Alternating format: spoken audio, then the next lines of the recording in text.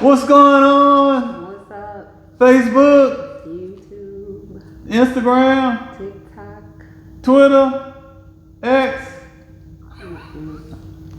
Hey, but anyhow, how you guys doing, man? So I know recently we were talking about blended family, and I think the last video we did was adult children. right, Yeah. adult children, Right. and Authority. yeah, so we're gonna continue on in that vein as it pertains to relationship with adult children, right? Yeah, but not just blended. Right. You know, in a blended family, just adult children all together. Right. Because that is a big issue, right? Especially for mothers. As it pertains to letting go, right? Mothers. Yeah, I believe it is much easier for fathers to let their children go without trying to hold on, and so because mothers, I don't know, is it the nurturing aspect of, not wanting to let go or what? Yeah, I mean, there's a lot of things. When you talk about letting go, there's all kind of different scenarios when you're talking about letting go. But of course, we're not touching all of that stuff, because you're talking about healthy letting go, and then, but we're not touching that right now. We're talking about as it pertains to rebellious, adults. And when we say rebellious, we talking about God, rebelling against God, because we know that the word tells kids, right, whether it's a child or an adult, to honor their mother and their father. You know what I'm saying? So that what? It'll go well with them. You know what I'm saying? And so they are supposed to honor, respect their parents. Right, and honor is not just doing what your parents want you to do. Okay, when we say honor, honor is respecting them. Because I've been hit with, you should honor me, and I know I've heard other people. We're not gonna touch that though. Yeah, I've heard other people say that. But, yeah. We're gonna save that. Yeah. So right now we're talking about just the parent having issues with the adult kids. Maybe you have an adult kid that lives with you and they got an addiction, right? And you don't know how to deal with that child, right? How would you deal with that child? Right. Is it okay to let that child go? Put them out. They're an adult. But the first thing I want to say is this. We talked about therapy, right? Huge on that, and so that should be like the first step. Whether this is a teenager, whether this is an adult with an addiction, you know what I'm saying? Then we step in and we try and get a mediator. We try to get that therapy for that child, but as an adult, they may not want it. They may not want it, right? But now you're just letting that child completely go, because especially if they're taking stuff out of your house, stealing your money, all of that crazy stuff, that is so dishonoring, Yes, they have an issue, that they need help with, but that is not your job. God doesn't want you to get abused by your child, mistreated by your child, because you're trying to help, right? Because you're trying. Yes, that's hurtful for a mother, parents. If it is both mom and dad trying to help this child, and they stay in there, and this person got an addiction, gambling problem, whatever that may be, and they're taking from the parents, that's hurtful. Right. That's hurtful. When you sat down with this child, you talked to this child, they've seen you cry and all of this stuff. But the self-centeredness, right? I don't need therapy. There's nothing wrong with me. Now it's time for you to let that child go. Right? And so I'm thinking about the prodigal son, right? What did he do? Right. he wanted his inheritance. He Right. took it and he went and squandered it. Yeah, and when we talking about the Jewish culture, right, that was a disrespectful request because that was like, I want you dead, because that's when they received their inheritance, right? And Right. so what did the father do? He gave it to him. You let him go. Let him go, right? Did he go looking for him? Not in my Bible. He did not go looking for him. All right. He did not, you know. And of course, we know the context, that parable, Jesus is using that parable to talk about, you know, salvation, repentance, right? And so I'm using it to talk about how the parable that was shared, the father did not go looking for the prodigals. He didn't go out hunting for the prodigal son. He did not, you know. And so our job as parents is to give our kids over to the Lord completely. You know what I'm saying?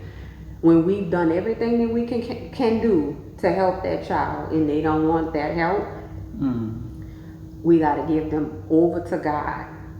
Well, let me back it up. Okay, back it up. Okay. Our job as parents, first of all, is to model. You going forward. You say that. Go ahead. It's to model Christ, right? You know, before we say, you know, okay, Do this, let him right. go, right? Because I mean, the word even tells us, you know, train them up in the way that they should go. Yeah, you know, yeah. and so once you've done that, now we can let them go and hey, God, you know, they're in your hands, you know, because we continue to cover them in prayer, you know, Right. so we know that ultimately God has His hand on them, you know, and so that's. Yeah, I just wanted to clarify that. You know. Yeah, and then that's good because in Deuteronomy, you know, God tells that to the children of Israel to teach this to their kids. Like, Right. okay, let me see. Deuteronomy 4. I got a scripture right here too. Okay. Only be careful and watch yourselves closely so that you do not forget the things your eyes have seen or let them fade from your heart as long as you live. Teach them to your children and to their children after them, right? So, you know, a lot of times, I don't even want to use a lot, but there are times when there are parents that have not reared their kids up in the Lord, right?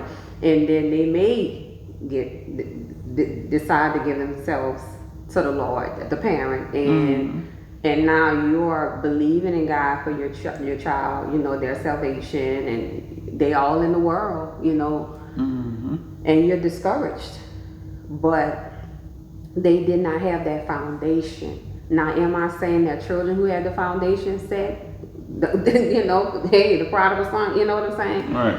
So that's not what I'm saying, but I am saying this: you got to keep in mind that you did not model Christ for your child, right? Now do that now. You know what I'm saying? Continue to do that now. Right, it's never too late. No condemnation. You know what I'm saying? But you got to make sure that you don't allow impatience to set in, because now I have given, you know, as the parent, then now you giving yourself to the Lord, and now you want your child to, you gotta wait. You gotta wait till God, that child needs to see your lifestyle. You see what I'm saying? No doubt. Now you pray for that child, because prayer is powerful. You know what I'm saying? Yes. And turn that child over to God completely. Yeah. Yep. And so, yeah, I mean, a lot of times also, I mean, I know it's hard to let kids go when we know we haven't even prepared them for the world or for life, you know what I'm saying? So it is difficult to let them go, knowing they're not prepared for it, you know? And so we shouldn't beat ourselves up if we didn't prepare our kids, but just know that, you know, even now that we need to prepare our kids for the world. Right. Yeah. Right. And so, yeah, just be encouraged, especially mothers.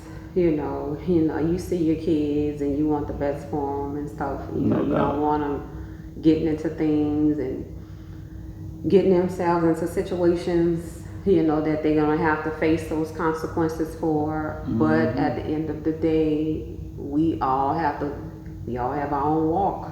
right. You know, we all have to make our own choices. you know, and even for the parent that has done that, you set that model, you know, parents, you model Christ for your kids, and then they decide that, look, this ain't for me. Right. You know what I'm Yeah, saying? you have that too. For sure. And so you hold on to that word, you know what I'm saying? You hold on to that word. Don't give up. Don't stop praying for your children, because That's at the right. end of the day, that seed has been planted. That seed has been planted, you know, because that was the case for my son. He got saved at 7. All my children, my biological children, all of them got saved at young ages. My son got saved at 7, saved, for real. My daughter, my oldest daughter got saved at 7, and my youngest got saved 6. They accepted the Lord into their lives. Now, I did not think that my son did, because he was living a different way in his teenage years and stuff. But he really did give his life to Christ. And that's the fruit of that. But I'm saying that to say this. My son told me that he watched me model Christ. So that seed is planted, you know. And then you see my husband, his second dad, model Christ, you know. But he said he saw me because I was always home with them. You know, when they would come from school, I'm in my Bible, I'm in there praying, and you know, my son actually said one day, he said, we have these conversations. This was a while ago. He said, mine, he said, I used to come in and be like, "Why this lady reading the Bible? It's not Sunday," you know. And so you model Christ. Yeah. They watch everything you do. Now, what do people say? You get a lot of people say this: "Do as I what? Do as I say. Not do as I do." That's not the case. They're gonna do as you do. Period. Right. So you have to set a good example for your children. All right. And so, I hope that was a blessing and encouragement to some parents or parents. Right. And just know that God hears your prayers and that God is sovereign and God is in control. So we have to trust God with our children, just like we have to trust God with every other part of our lives. Right. But I wanted to say this too. Make sure you have a support system, right? Somebody to help to pray with you as you pray for your children, right? Especially mothers. You know how we can be so emotional. You gotta have some type of support system while you wait on God to change your child, you know. Yeah. So that's all I have. That's all you have. That is it. So be encouraged, guys, and until next video. Don't stop praying. Peace. Peace.